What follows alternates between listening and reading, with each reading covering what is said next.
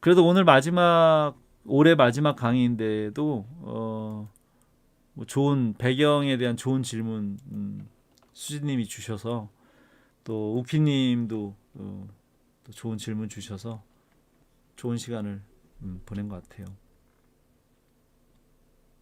나는 이렇게 뭔가 여러분들이 원하는 걸 가르쳐 줄 때 그럴 때 좀 포만감이 좀 있죠. 음.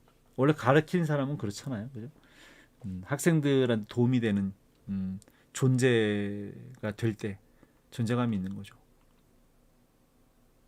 아, 질문을 잘못했어요? 굴러가는이 아니에요? 근데 전제 자체가 굴러가는이라고 돼 있어서 그러니까 애니메이션을 물어보려고 했던 건 아닌가 보죠. 만약에 이거를 정말 정확하게 그리고 싶다고 하면 공학처럼 그 투시도법도 복잡한 게 정말 많거든요. 자동차를 그린다거나 건축이나 투시도 단면도 그리는 거 그런 것에 대한 책들이 많아요. 근데 이제 그런 걸 보면 우리가 공학도가 아니잖아요. 우리는 미술학도인데 접근을 그렇게 하면 안 돼요. 그러니까 인체를 그릴 때도 우리가 의사가 될 게 아닌데 의사가 될 게 아닌데 왜 그 막 근육과 뼈에 막 보이지도 않는 그 근육을 다 외우고 그걸 막 하나하나 조각조각 그리고 이러냐는 거지. 겉에 보이는 걸 잘 그리는 것도 어려워 죽겠는데. 그래서 시각적으로 보이는 근육들은 당연히 좀 알면 좋죠. 그건 이제 소통을 하기 위해서 내가 이해를 하기 위해서 명칭을 아는 거지. 명칭을 외운다고 그림을 잘 그리지는 않거든요. 단순히 내가 자료를 찾아보거나 친구나 선생님들하고 소통을 위해서 명칭이 필요한 거지. 아니 그림 그린 사람이 그림 그리면서 계속 그 뭐 근육을 계속 얘기를 해가면서 그림 그린 사람이 어디 있어? 음악 피아노 치거나 바이올린 연주하는 사람이 개명을 막 입으로 막 계속 얘기해가면서 연주하는 사람이 어디냐고. 절대 그렇지 않다니까요. 그래서 정육면체를 그리는 것도 우리가 공학도가 되거나 우리 자동차 디자인을 하거나 건축 디자인을 할 게 아닌데 그걸 뭐 굳이 막 거기다 정확하게 맞춰가지고 막 그 계산을 해가면서 자대고 그릴 이유가 뭐 있냐고. 우리는 그냥 애니메이션 더더욱이 똑같이 그려서도 느낌이 안 살아요. 딱딱하고 답답하거든요. 그러니까 3D 애니메이션을 해놓으면 그래서 좀 답답하고 딱딱하고 그 움직임이 안 좋아 보이는 거예요. 아니 애니메이션에선 만약에 뭐 속도감 있게 막 떨어지면 사각형도 이렇게 약간 휠 수 있는 거잖아 이렇게 그죠? 꼭 반듯하게 떨어질 이유가 뭐 있냐고. 이렇게 휘어서 떨어지거나 또 늘어나면 저쪽으로 뭐툭 튀어가면 길어진다거나 이렇게 스트레칭 스쿼시가 있거든요 사실. 얼만큼 이제 심하냐 덜 심하냐는 결국은 이제 뭐 만화체냐 사파체냐에 따라서 그림체에 따라서 좀 달라지긴 하겠지만 그래서 이 움직임의 연출에 대한 문제인 거지 그걸 뭐 공학도가 돼가지고 그걸 뭐 계산해서 하나씩 그릴 건 아니기 때문에 난 굳이 그렇게 막 소실점이나 막 투시더법이나 이런 것에 대해서 너무 막 그렇게 경악스럽게 막 그 어렵게 접근하지 말고 나는 그냥 많이 그리면 충분히 몸이 기억할 때까지 많이 그려야 되는데 다들 그렇게 안 그려요. 많이 그리진 않고 따르지도 않아야 될 거를 마치 따라야 될 것처럼 강박관념을 갖고 있는 것 같아서 굳이 그럴 필요 없이 그냥 편안하게 자유롭게 그리시면 좋지 않을까? 음악도 즐기면서 이렇게 연주를 해야 되듯이 나는 그런 생각이에요. 근데 하다 보면 이해가 되고 터득이 돼요. 근데 처음부터 이해가 안 되는데 그림을 많이 그리지 않았는데 그걸 강박관념을 가지고 막 그 막 눈높이를 맞추고 막 소실점을 맞추고 막 센치로 막 이렇게 넓이를 맞추고 이러려면 속 터져서 그림 못 그려요. 그리고 그렇게 해서 창작이 되지도 않고요. 그래서 그냥 약간 뭐 공학도가 되지 않는 이상 그렇게 할 이유가 나는 없다. 차라리 연출이 난 더 중요하다. 연출이 더 중요하다. 그림을 너무 어렵게들 배우시는 것 같아요. 다들 학생들도 그렇고. 근데 이제 그 책임은 난 전적으로 선생님들한테 있다고 보는 거죠.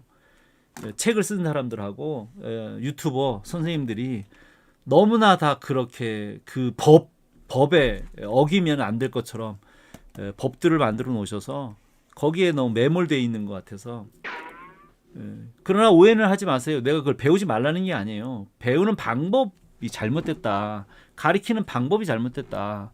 그게 전부가 아닌데 제일 정말 중요한 연출을 안 가리키고 왜 맨날 그런 것만 가리키느냐에 대한 얘기인 거죠.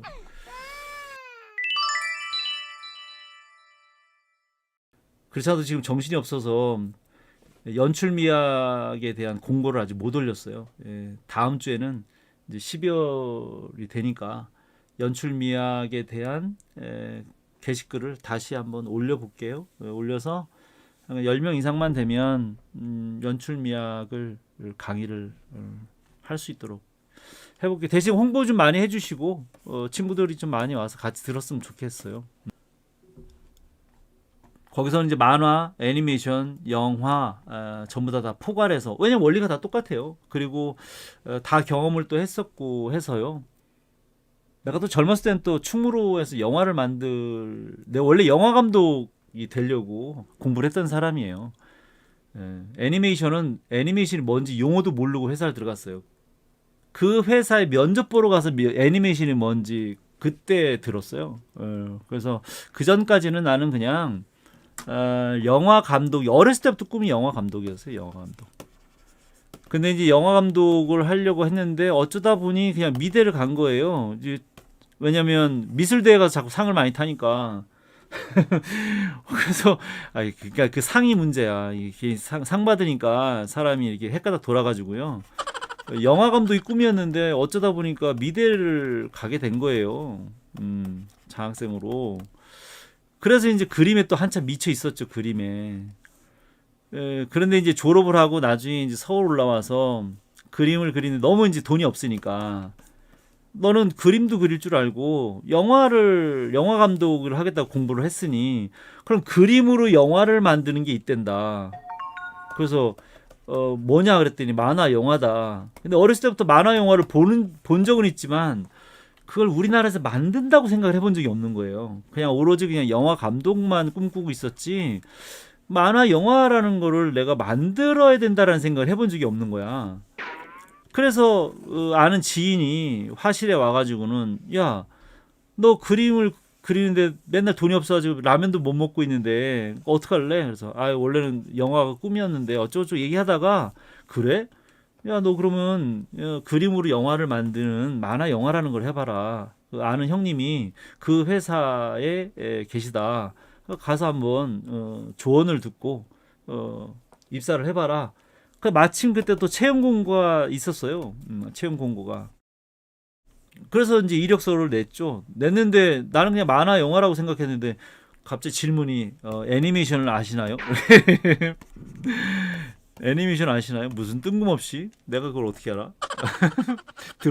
태어나서 한 번도 들어본 적이 없는 용어를 물어보더라고요. 근데 바로 앞에 그 면접을 보고 나오는 분이 나오면서 애니메이션은 움직이는 그림이라고 알려준 거예요. 그분은 알고 있었던 것 같아. 그 면접에 들어갔더니 이걸 물어보더라. 애니메이션이 뭔지 아느냐. 그 당시 애니메이션이라는 말을 국민들이 몰랐으니까.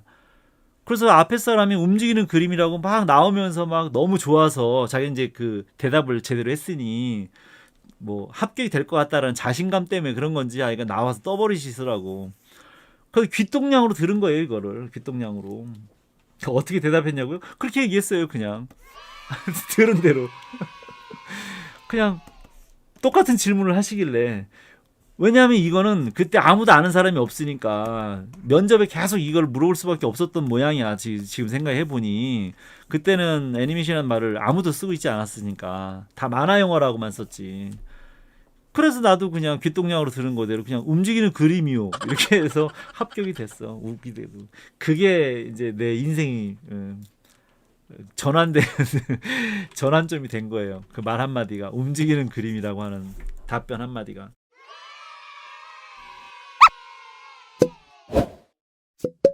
그래서 그 앞에 면접 보고 나온 그 선배가 만약 그 얘기를 안 했더라면 난 아마 지금 이 자리에 없을 거야. 그 형님한테 고맙죠. 아주 절친하게 잘 지냈어요. 나중에 같이 입사를 해서. 그 사람의 인생은 모르는 거예요, 그게. 내 뜻대로 사라지지 않더라고요.